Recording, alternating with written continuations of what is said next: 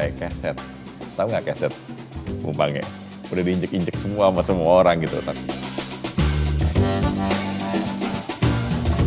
Kita ini beruntung karena investasi di Indonesia ini masih menguntungkan karena kripto ini adalah masa depan, gitu kan ya. Blockchain ini adalah sesuatu yang kita tidak bisa hindarkan. Kita mesti menjadi negara yang friendly terhadap kripto, gitu kan ya.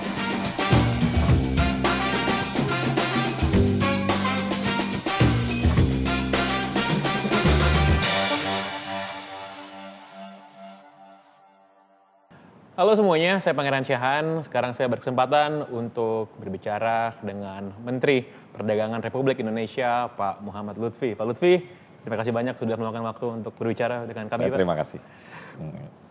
Langsung aja nih Pak ya, isu nggak mungkin kan nggak ngomong dengan Pak Menteri sekarang kalau nggak ngomongin minyak goreng, Pak. Itu demikian, Pak. Nah, kasus kelangkaan minyak goreng kita ini kan sudah cukup lama. Mungkin Pak Menteri bisa update ke kita gimana situasi terakhirnya, apakah keadaan sudah membaik, langkah-langkah seperti apa sudah dilakukan, dan apa yang bisa kita expect ke depannya, Pak? Ya, jadi memang ketika harga komoditas dunia, terutama minyak nabati naik di luar negeri, karena kita bagian daripada rantai pasok dunia, tentu harga di dalam negeri juga naik. Tetapi kan ini tidak sesuai dengan keinginan masyarakat Indonesia. Masyarakat Indonesia sebagai penghasil minyak kelapa sawit terbesar di dunia ingin mendapatkan privilege supaya harganya berbeda. Jadi itulah yang kita kerjakan sebenarnya pada awal-awalnya, memisahkan antara harga internasional dan harga domestik. Tapi memang permasalahannya ketika kita bertentangan dengan mekanisme pasar, tentunya terjadi hambatan-hambatan.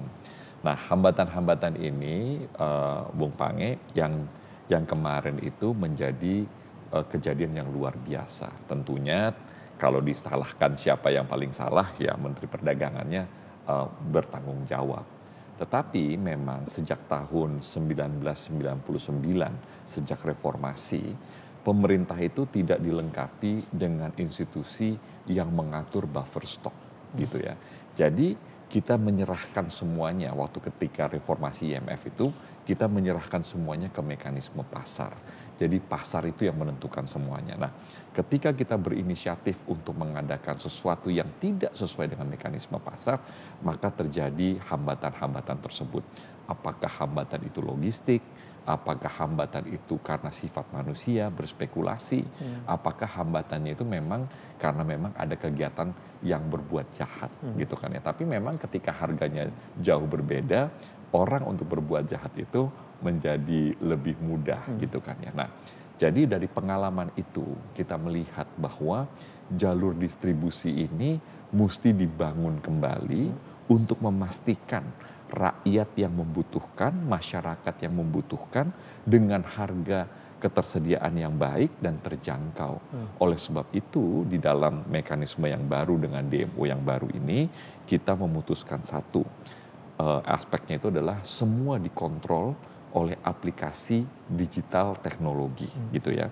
Yang kedua, karena dengan aspek digital teknologi itu, kita semua menjadi transparan, Bung Pange. Misalnya, sekarang ini supply CPO-nya itu mesti didaftarkan dalam platform digital yang dipunyai oleh Kementerian Perindustrian, namanya Simirah. Jadi semua yang masuk ke dalam pabrik minyak goreng terekam oleh teknologi digital.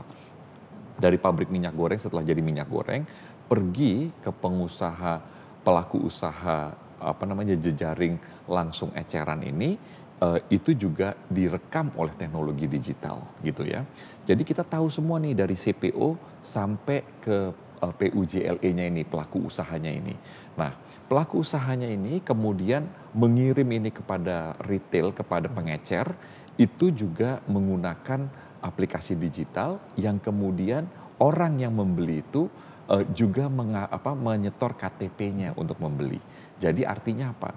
Yang membeli ini memang untuk masyarakat yang membutuhkan, karena hanya boleh beli 2 liter sehari, dipastikan bahwa kalau dengan 2 liter sehari itu semua bisa mendapatkan minyak goreng tersebut, gitu ya. Nah, jadi ini semua platformnya digital, kemudian bersinggungan langsung dengan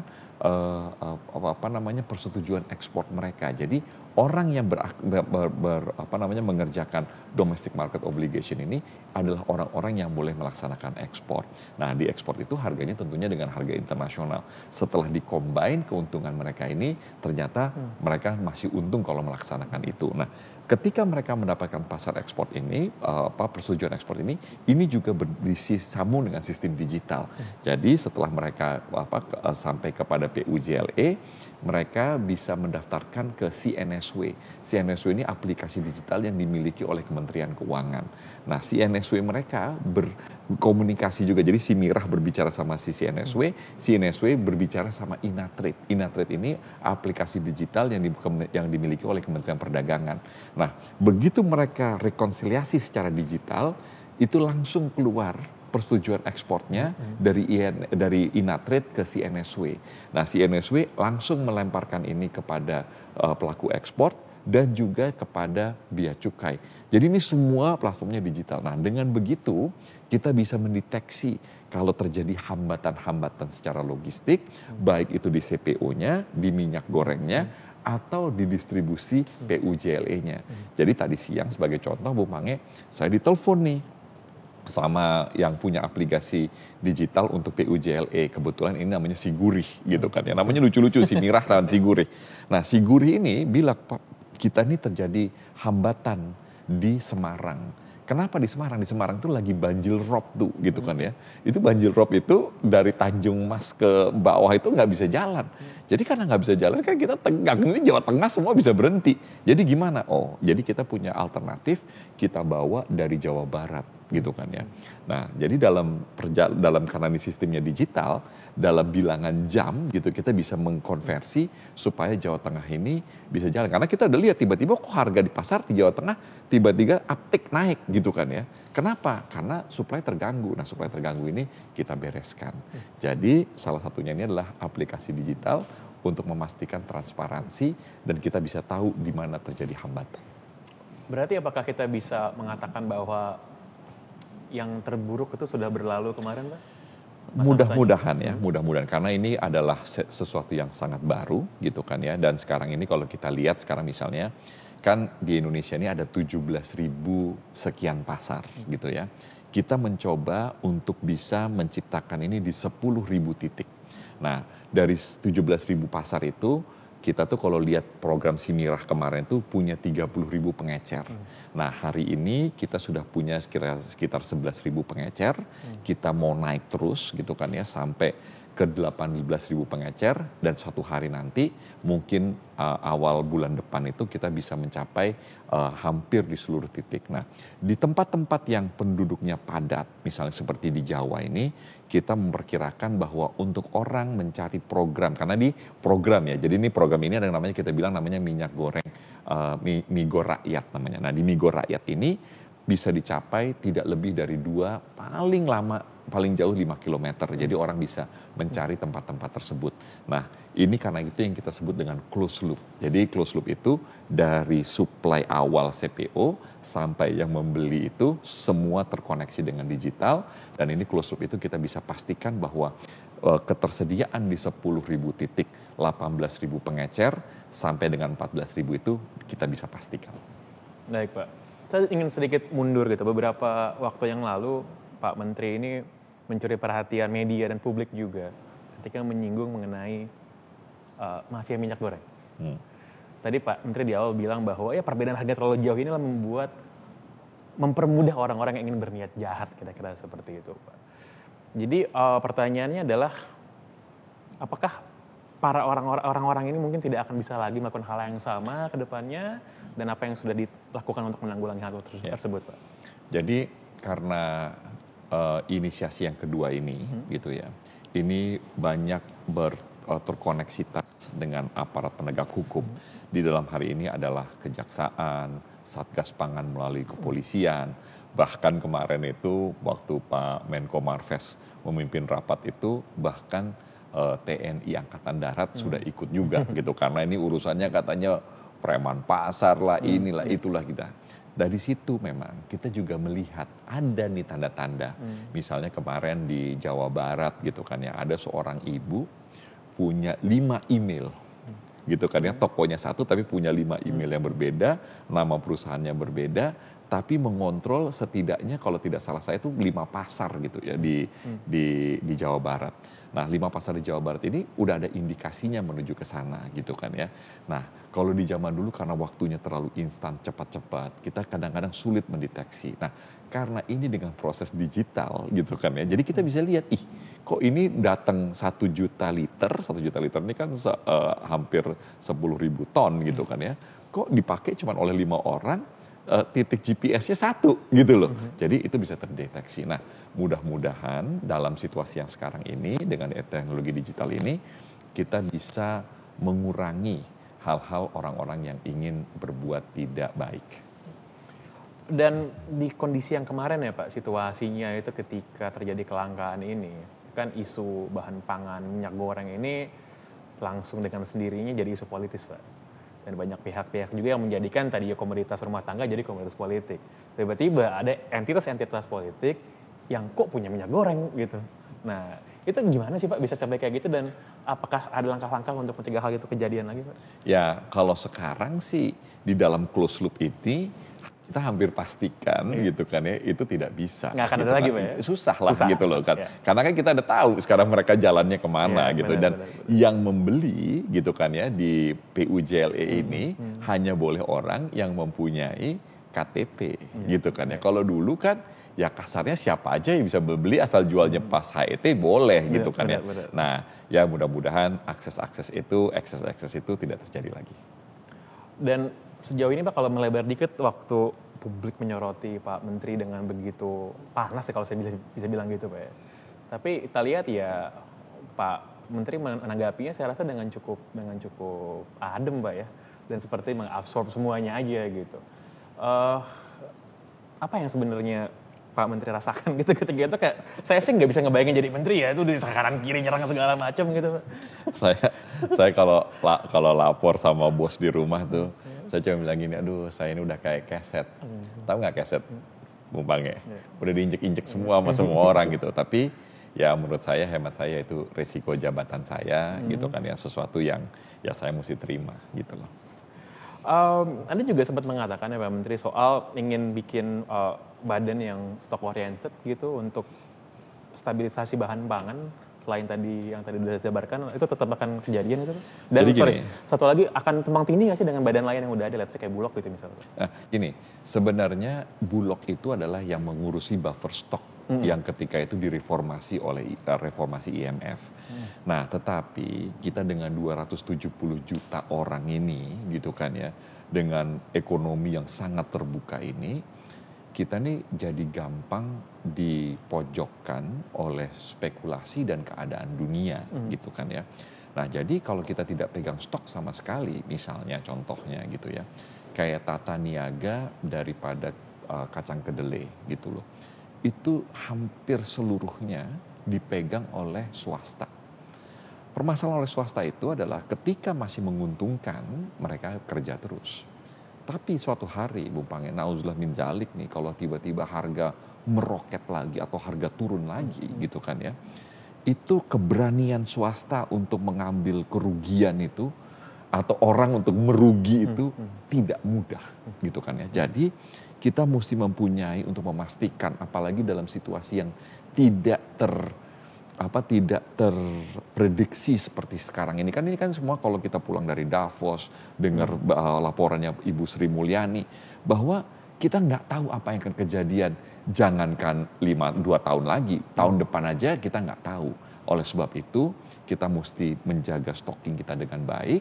Nah kita juga mesti memastikan bahwa kepentingan itu adalah kepentingan untuk rakyat, jadi kita mesti transparan, tidak bisa seperti zaman dulu lagi. Nah saya mengambil satu contoh misalnya ya, kemarin itu di Nusa Tenggara Barat mereka panen komoditas jagung, dan ini jagung ini sangat penting karena ini salah satunya adalah untuk pakan daripada industri peternakan ayam terutama. Kan Bung Mange lihat kan kemarin waktu Pak Presiden tahun lalu ke Blitar ada yang protes gitu kan ya. Itu kan karena kenapa sebenarnya? Sudah nggak tahu lagi bagaimana karena itu udah sangat mendesak gitu kan ya. Jadi, nah itu kemarin mereka panen di NTB karena memang situasinya lagi tidak menentu sekarang, nggak laku gitu kan ya. Saya wanti-wanti itu kepada seluruh kementerian dan lembaga bahwa permasalahan ini mesti dimitigasi pada kesempatan pertama. Karena petani itu ketika mereka tidak laku lagi panen, mereka seperti juga swasta akan sangat takut menderita kerugian. Dan itu kerugian itu akan menjadi sangat besar kalau sampai kita tidak punya. Jadi ini antara Januari sampai Juni kita panen nih jagung. Pas lagi paceklik nanti bulan Oktober gitu kan ya, nggak ada jagungnya, kita nanti ribut mau impor lah, mau ini. Kadang-kadang impor kayak tahun lalu. Impor juga nggak bisa. Karena harga di luar negeri itu juga nggak main-main harganya gitu. Jadi ini sesuatu yang kenyataan kita mesti hadapi. Oleh sebab itu institusi buffer ini sudah sedang dibicarakan. Mudah-mudahan dalam waktu yang tidak terlalu lama kita bisa mendeploy daripada institusi ini. Memastikan bahwa rakyat, masyarakat Indonesia, pemerintah tidak bisa dipojokkan, baik itu harga internasional maupun daripada orang-orang yang pelaku pasar di domestik. Setelah sebelumnya dalam 2 tahun terakhir gitu, dunia kan dilanda pandemi ya Pak, itu juga mengganggu perekonomian, mengganggu perdagangan juga. Tapi di tahun 2022 ini ketika pandemi sudah mulai mereda kayak, masalah lain muncul nih Pak, masalah geopolitik, masalah juga soal iklim perekonomian dunia yang ya orang lagi bilang sekarang masuk ke bear market Pak ya, udah agak bullish lagi kayak beberapa tahun lalu. Dan orang juga investasi juga nahan-nahan sekarang gitu Pak ya. Oh ini di pasar keuangan ya? Pasar keuangan. Nah, itu akan ada pengaruhnya nggak sih ke perdagangan Indonesia kita ngomongin? Dan akan ada ngaruhnya nggak sih ke komoditas yang tersedia nanti di masyarakat Pak? Buat jaga-jaga aja nih kira-kira menurut Pak Menteri gimana? Gini, yang menjadi permasalahan setelah COVID itu, Bung Pange, adalah supply tidak bisa secepat daripada demand atau permintaan tumbuhnya. Misalnya contoh gini ya, saya ini tadi baru kasih ceramah dikit. Jadi pertumbuhan pasar mobil di Eropa itu setelah COVID itu 8%. Sedangkan pertumbuhan daripada factory atau pabrikan mobil itu hanya 3%. Jadi ada gap 5% nih. Si 5% ini menyebabkan harga mobil bekas yang dibeli 2 tahun lalu sebelum COVID, harganya hari ini lebih mahal daripada mobil baru gitu. Maksudnya jadi kasarnya uang yang dia bayar tahun 2019 ini sekarang dibayarin mungkin lebih banyak daripada tahun 2019 karena lagging behind. Ini juga terjadi di energi. Energi itu Bung Mange ingat waktu awal-awal COVID itu harga minyak tiba-tiba nol forwardnya. Jadi apa kejadian? Perusahaan minyak dunia pikir, waduh ini rugi nih. Nggak ada yang ngebor, gitu kan ya. Jadi nggak ada yang ngebor energi baru. Sekarang begitu tiba-tiba demand, orang mau jalan-jalan lagi, orang mau traveling lagi, orang mau logistik mau jalan lagi, investasinya nggak ada, ditambah lagi sama perang. Jadi dia tuh harga $130 sempat kemarin. Nah itu yang kita menyebabkan permasalahan-permasalahannya. Nah karena terjadi inflasi gitu kan ya, economic heated nih. Ini macam-macam Bung Pange. Ada juga misalnya contohnya kita datang dari Amerika kemarin gitu ya. Jadi Amerika ini menutup bordernya, nggak boleh imigran baru masuk. Karena dianggapnya imigran ini mengambil kerjaan orang Amerika. Karena begitu, sekarang ini untuk mendapatkan worker nih, apalagi mereka ekonomi mau siap-siap mau naik, nggak ada yang kerja. Jadi kita lihat unemployment di Amerika Serikat itu mungkin pertama kali kurang dari 4% dalam mungkin 30 tahun terakhir gitu kan ya. Itu yang menyebabkan inflasi. Nah begitu inflasi jalan nih gitu kan ya, di Amerika itu satu waktu tuh 9% inflasinya tahun per tahun. Kalau kemarin bulan per bulan tuh 8,5 sama 8,3 bulan Maret dan bulan April. Apa yang kejadian? Mesti dinaikin ini suku bunga. Jadi kalau kita dengar Yellen kemarin gubernur bank Menteri Keuangan Amerika dan gubernur Bank Sentral Amerika The Fed itu ini mau naik 6 kali. Kenaikan suku bunga di Amerika Serikat. Begitu naik 6 kali, seperti yang Anda bilang, langsung bearish nih semuanya. Gitu kan ya, apalagi yang startup nih. Betul. Yang bakar-bakar duit. Kan kalau dulu kan mereka kan ongkos uangnya kan hampir nol gitu kan. Jadi mereka yang kasarnya untuk itu bisa mereka kerjain. Sekarang mereka nggak bisa kerjain lagi umpamanya gitu loh. Itu akan ada dampaknya nggak sih Pak? Ke kita di masa depan gitu Indonesia? Oh pasti. Gini, Bang, kalau inflasi di Amerika naik terus dan kemudian suku bunga naik terus, uang ini keluar.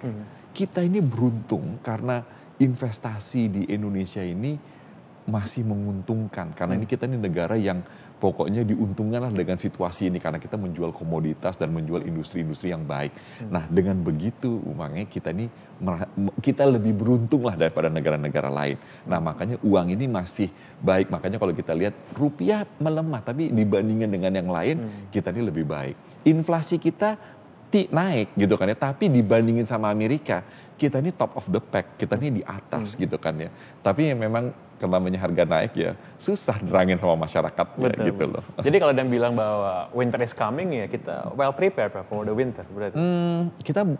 Kita beruntung karena kita mempunyai suatu tatanan politik, sistem politik kita yang terbuka, transparan gitu kan ya. Kurang transparan apa begitu Menteri Perdagangannya kelihatannya kurang ini kan langsung disikat rame-rame gitu kan. Jadi kita responsif juga terhadap masyarakat. Nah, hal-hal ini tidak terjadi di negara lain. Kita lihat misalnya inflasi terutama bahan pangan di Sri Lanka itu salah satu pemicunya Bung Pange adalah fertilizer. Pupuk. Jadi karena pupuknya kacau semua. Dan ini saya sudah mau warning juga kepada teman-teman di Kementerian Perdagangan. Ini harga pupuk ini tinggi sekali sekarang gitu kan ya. Bahkan tadi saya dengar di rupiahnya itu sudah naik 12.500 padahal 11.000 masih minggu lalu gitu ya. Kenapa?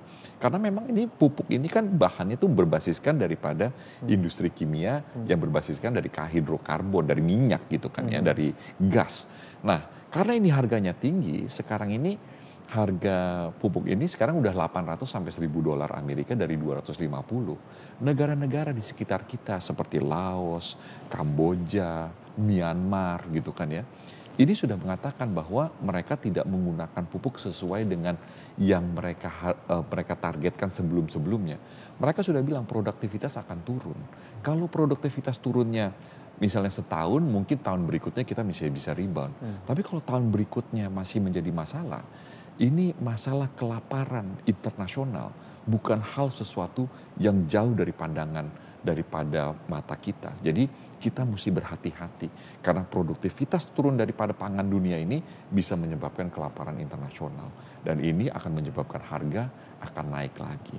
Dan kita kalau lihat sekarang di Ukraine gitu kan ya, kita lihat nih sekarang.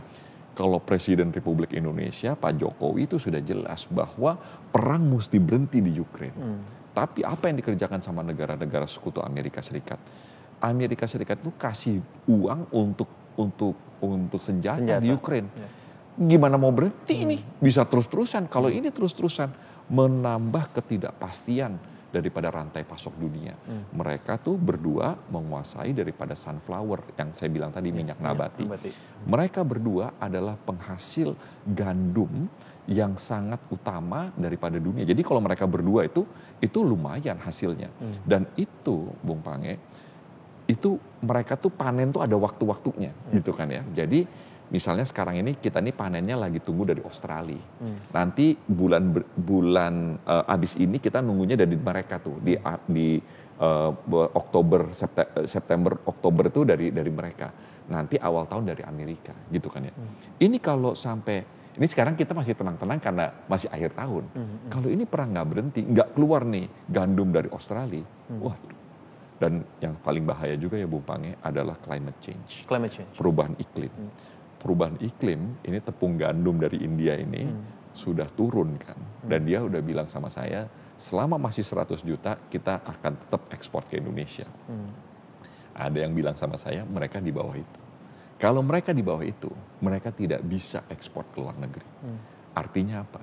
Ini tepung gandumnya akan jadi masalah juga. Jadi kerjaan saya di sini ini bukan hanya ngurusin ketakutan gitu kan ya, tapi juga memastikan bahwa kalau sampai terjadi shortage di luar negeri itu, kita mesti memitigasinya bagaimana gitu loh. Nah ini kerjaan yang kadang-kadang kalau di luar itu cuman yang kesalahnya yang dicaci maki, tetapi semuanya yang baik itu belum tentu diperlihatkan orang. Tapi ya itulah bagian dari negara demokrasi.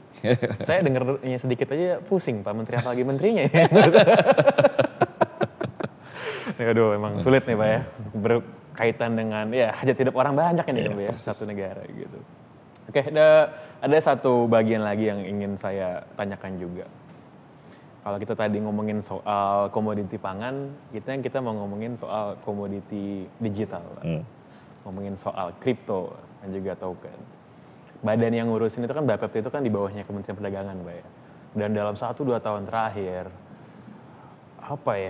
kripto itu masuk ke dalam ruang publik jadi sesuatu yang diomongin, orang trading juga, ada orang yang dapat duit, ada orang kehilangan duit, gitu.